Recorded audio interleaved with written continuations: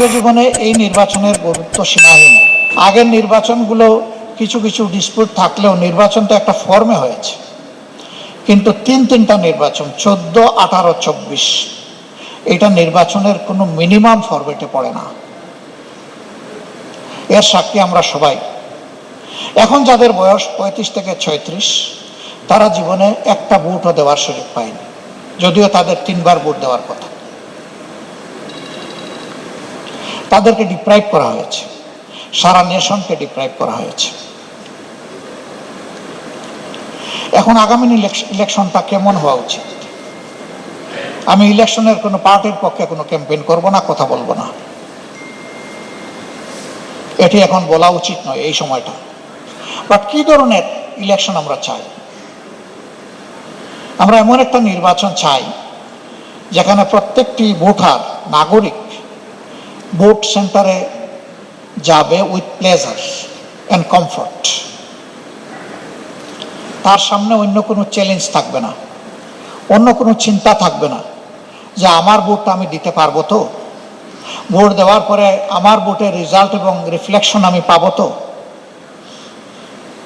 এরপরে রেজাল্ট যখন হবে তখন আমি আমার প্রত্যাশার দেশটি, সমাজটি আমি পাবো তো।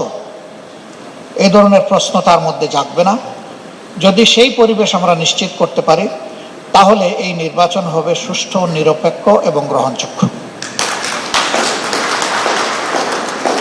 আমাদের দিক থেকে আমরা ফুললি কমিটেড। আজকেও ইউরোপিয়ান ইউনিয়নের চিফ অবজারভেশন টিমের যিনি চিফ, আমরা একসাথে বসেছিলাম। ওনাকে যখন বললাম যে আমরা এই নির্বাচনকে একটা আইকনিক নির্বাচন হিসেবে দেখতে চাই, যেটা আমাদের প্রধান উপদেষ্টা বলেছেন, যেটা নির্বাচন কমিশন বলছে, আমরা এটাকে কথায় নয় কাজে দেখতে চাই।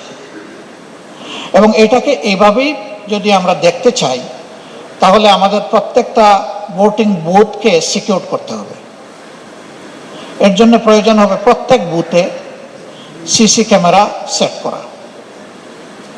এই দাবি আমরা মূল থেকে করে আসছি, কিন্তু আমরা আমাদের সরকার এবং ইলেকশন কমিশনকে রিলাক্টেন্ট দেখতে পাচ্ছি। Where is the problem? মানি 28 লক্ষ কোটি টাকা বাংলাদেশ থেকে লন্ডার করে বাইরে পাঠানো হয়েছে, আর এর বাইরে আরো যেগুলো লুট করা হয়েছে সেটার হিসাব কিন্তু কেউ জানে না। দেশ ওই দিক থেকে গরিব নয়। এই চুরি চামারি বন্ধ করলে এই দেশ সামনের দিকে জাম দিয়ে এগিয়ে যাবে। এখানে যদি 500 কোটি 1000 কোটি টাকা লাগে এটা অবশ্যই করা উচিত, কারণ একটা গুড গভর্নেন্সের পূর্ব শর্ত হচ্ছে একটা ফেয়ার এন্ড গুড ইলেকশন। যদি প্রত্যেক বুথে এটা সেট করা থাকে এবং এটা যদি সেন্ট্রাল মনিটরিং এর আন্ডারে থাকে তাহলে প্রত্যেকের বুকও কাঁপবে, হাতও কাঁপবে কিছু করতে। তখন ল এনফোর্সার্সের সংখ্যা যদি কিছু কমও হয় ওইটা বাকি অভাব পূরণ করে দেবে। এটা সেনাবাহিনীর পক্ষে সম্ভব নয়।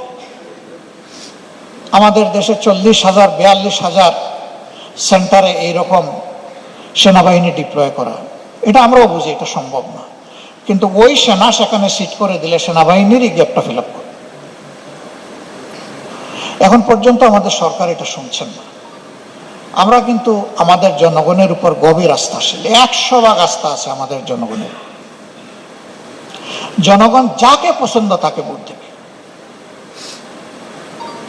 কিন্তু তার পছন্দের ভোট দেওয়ার পরিবেশ নিশ্চিত করে দিতে হবে সরকার এবং ইলেকশন কমিশনকে। এখন পর্যন্ত এটি হয়নি, আমরা সবাই প্রত্যক্ষ করছি। তবে আমরা আশাবাদী থাকতে চাই এটা হবে, এবং আমরা বলতে চাই এটা করতে হবে।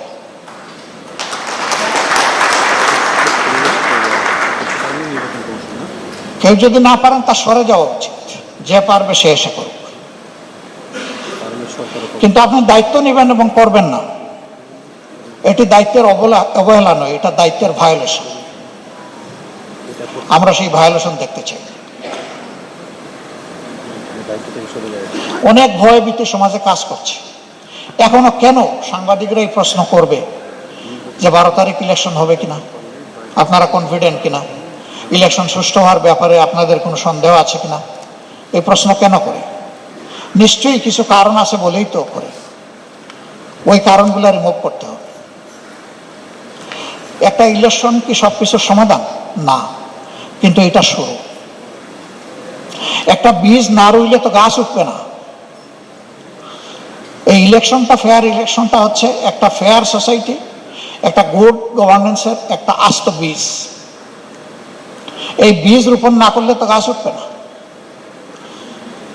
আর আল্লাহর কসম, আমরা ওই বিগত 3 নির্বাচন বা 4 নির্বাচনের মতো কোনো নির্বাচন দেখতে চাই না।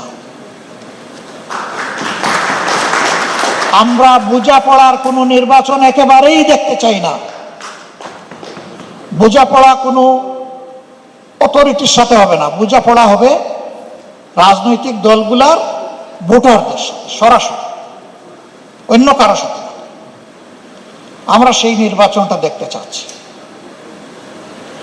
যদি আমরা সবাই মিলে সচেতন দেশবাসী, আমরা যদি সচেতন থাকি, আমাদের বিশ্বাস, যদি কেউ কোনো ধরনের মেকানিজম করার চিন্তা মাথায় এসেও থাকে, তারা পালাতে বাধ্য হবে ইনশাআল্লাহ।